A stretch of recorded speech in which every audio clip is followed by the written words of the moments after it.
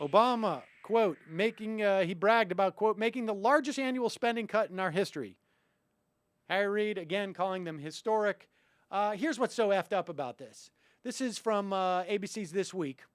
This is Ron Brownstein of the National Journal questioning whether or not it was a Democratic victory and exactly why it is a Republican victory. And this is not just about,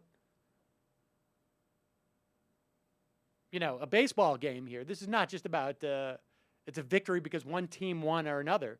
There are real implications to this. We are in the midst of a recession. We still have 8.8% unemployment. That doesn't even include those 99ers who have been kicked off the rolls. And you're cutting spending. Austerity at a time of recession. Well, we'd like to thank you, Herbert Hoover, for really showing us the way. Here's Ron Brownstein. Substantively, I think it's clearly a victory for the Republicans. The entire debate, as George suggested, was on their terms.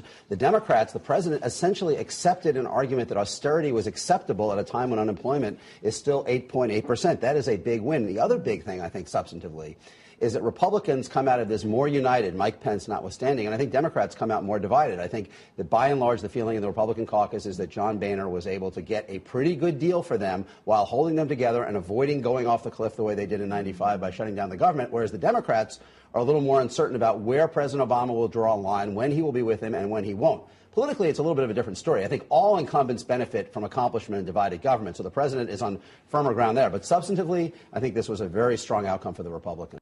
I'm not sure what the value of a political win is if this is what we're going to get. And here's Chrystia Freeland. She's of Thomson Reuters, used to be the Washington editor for the Financial Times. And, well, no screaming liberal, but she sees it for what it is. Play this.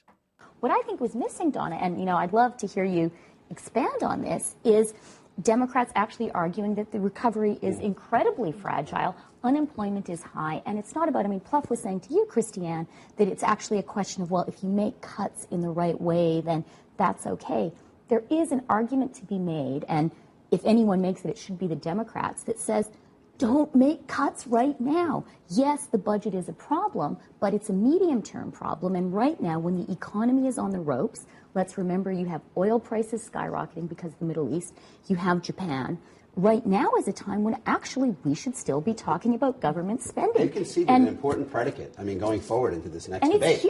They have basically not drawn the line, as Chris just said, they have not drawn the line in saying this is not the time to be retrenching, so that when you begin this bigger debate, this is the foothills to the Himalayan debate that's coming over the overall budget and the Paul Ryan plan. It's going to be harder for them, I think, to come back and say, look, we shouldn't be talking about withdrawing federal spending at a moment when the economy is so weak, because they clearly did not make that argument here. And there's a strong argument to make, because they could say, so far, actually, it's working. And just look across the ocean, look across the Atlantic. The Brits have imposed budgetary austerity, and their economy is shrinking even faster than they thought. That's right.